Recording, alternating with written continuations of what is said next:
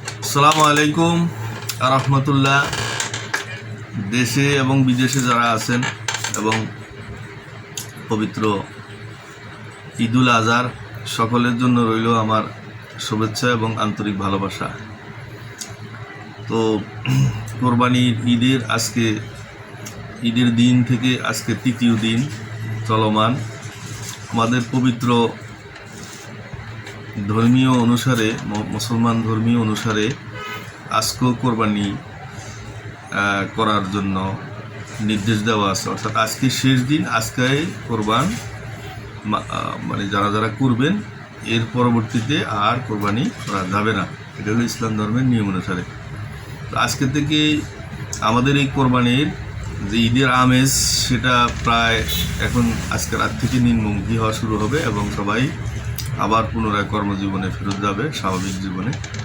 এখনও ঈদের আমেজ সকলের মধ্যে বহন। এখন কিছু ব্যক্তি বিশেষ যারা এই পবিত্র ঈদুল আজহার মাংসের খাওয়ার যে আগ্রহ অথবা নিয়মাবলী, সেই সংক্রান্ত আমরা দুই একটি কথা উপস্থাপন করার চেষ্টা করব। তো আমাদের অনেকেরই হার্টের প্রবলেম আছে, অনেক সমস্যা, হার্টের প্রবলেম বা হার্টের সমস্যা ভুগছেন। আবার অনেকের আছে ডায়াবেটিস, হাই ব্লাড সুগার, কিংবা অনেকের আছেন যে তার লিভারে চর্বি জমা। এই তিন ধরনের যে রুগী যারা ক্রনিক ভুগতেছেন, তারা কিভাবে এই মাংসটা আপনি গ্রহণ করবেন কিংবা খাবেন, সেই সংক্রান্ত আমাদের অভিজ্ঞতার আলোকে আমরা কিছু কথা বলার চেষ্টা করব। প্রথমত, প্রত্যেক খাবারেরই কিছু নিয়মকানুন পুষ্টিবিজ্ঞানীরা সেটা আমাদের রোগীদের জন্য বলে থাকেন বা ডাক্তাররা বলে থাকেন। বিশেষ করে যাদের উচ্চ রক্তচাপ আছে বা হাই কোলেস্টেরল আছে, তারা চর্বি জাতীয় খাবার এবং এই ধরনের খাবারের প্রতি নিষেধাজ্ঞা দেওয়া হয়। কিন্তু পবিত্র ঈদুল আজহা কোরবানির মাংস সবাই তো একটু না একটু খাবে, সেই জন্য আজকের এই পর্বটি উপস্থাপন করা। বিশেষ করে আপনি গরুর মাংস খাবেন, তাতে কোনো প্রবলেম হবে না, যদি কোনো সমস্যা হবে না যদি আপনি এই নিয়মে খেতে পারেন। সেই ক্ষেত্রে আমরা বলবো যে আপনি গরুর মাংসটাকে একেবারে সিদ্ধ করে, তার গরম পানিতে সিদ্ধ করে মাংসের যে কোষগুলো আছে সেগুলো আলাদা করে আপনি রান্না করতে পারেন, সম্পূর্ণ চর্বিবিহীন।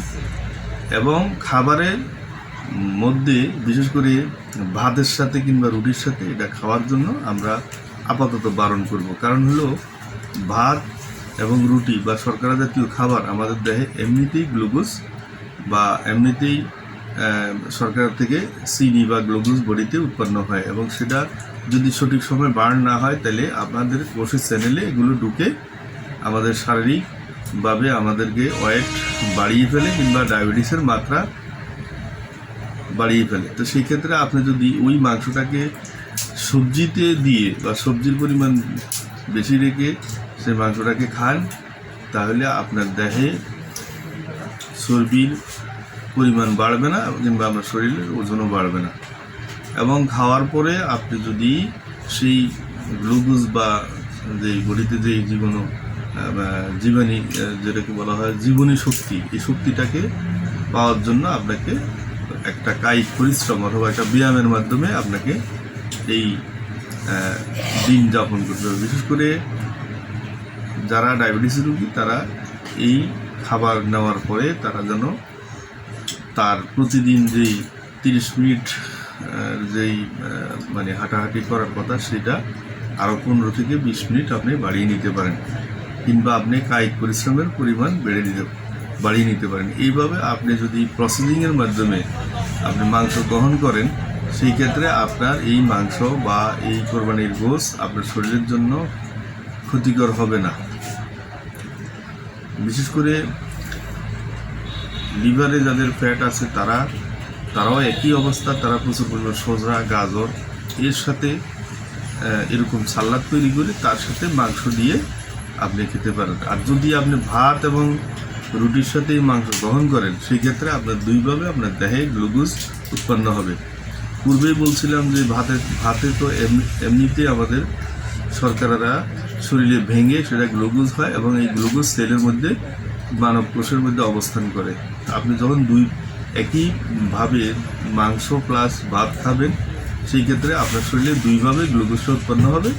এতে আপনার শরীর আপনার শরীরে ওভার ওয়েট কিংবা ওভার গ্লুকোজ তৈরির ফলে আপনার বডিতে চর্বি আকারে সেটা ধারণ করবে। তো আশা করি আমরা চেষ্টা করলাম যে সংক্ষিপ্ত এবং খুবই কথা গোছানোর মাধ্যমে আমরা বলার চেষ্টা করছি যে আপনারা এই কোরবানির মাংস কিংবা এই ঈদুল আজহায় যে কীভাবে আপনার এই খাবার দাবারটা নিজের আওতায় এনে কন্ট্রোলিংয়ের মাধ্যমে আপনি মাংস নিতে পারেন। তো আশা করি ভালো থাকবেন ইনশাল্লাহ। আপনারা আমাদের এই গাইডলাইন ফলো করবেন। আমরা অত্যন্ত পরিশ্রমের মাধ্যমে আমরা এক একটা ভিডিও তথ্য নির্ভর এবং সায়েন্টিফিক্যালি বলার চেষ্টা করি। ভালো থাকবেন। আসসালামু আলাইকুম ওয়া রাহমাতুল্লাহ।